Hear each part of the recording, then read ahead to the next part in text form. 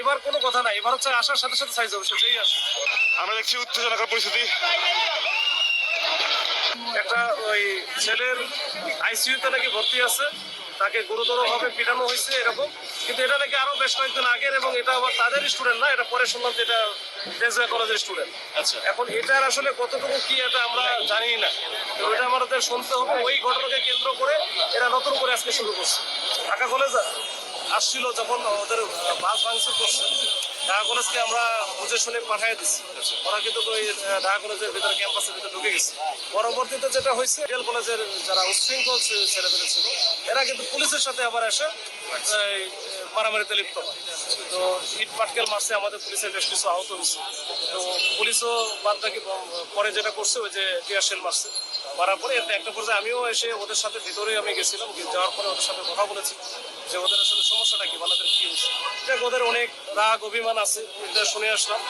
তো তাদের বিষয়গুলো না আমরা গুরুত্বের সাথে দেখতেছি যে তারা যেন নিরাপদে স্কুলে আসতে পারে বা কলেজে আসতে পারে, কলেজ থেকে বা নিরাপদে বাড়ি ফিরতে পারে, সেইটার জন্য আমাদের প্রচেষ্টা সবসময় ছিল, এখনো আছে। কিন্তু তার বোঝানোর পরে এরপরে আমরা চলে আসি যে আজকে তো মোটামুটি শেষ। তো আসার পরে যখন আমরা সায়েন্স ল্যাবের কাছাকাছি চলে আসি যে আমরা চলে যাব, এর মধ্যে দেখতেছি আবার ওই আইডিয়াল কলেজের স্টুডেন্ট যারা আছে, এরা মোটামুটি 150 বা 200-র মতো, এরা দেখি দৌড়াদৌড়ি শুরু করছে কোনো কারণ ছাড়াই। কি কারণ দৌড়াইতেছে যে শেষ পর্যন্ত এখানে আসছে। এখানে এসে আমাদের পোলাপান যেটা আছে ওই যে কোর্সেরা, ওদেরকে এখানে ডিসকাস করে দিচ্ছে, এরা এখান থেকে সব চলে গেছে বিভিন্ন দিকে। গ্রেপ্তার হয়েছে কেউ? না, গ্রেপ্তার কিছু আমরা ধরে ফেলছিলাম, কিন্তু পরে স্টুডেন্ট বলে আমরা আর কোনো কিছু করি নাই, আমরা রিক্সাতে উঠে দিয়ে ওদের বাসায় পাঠিয়ে দিচ্ছি। আহত কেমন হয়েছে আপনাদের, বা ওদের কি হচ্ছে কিনা?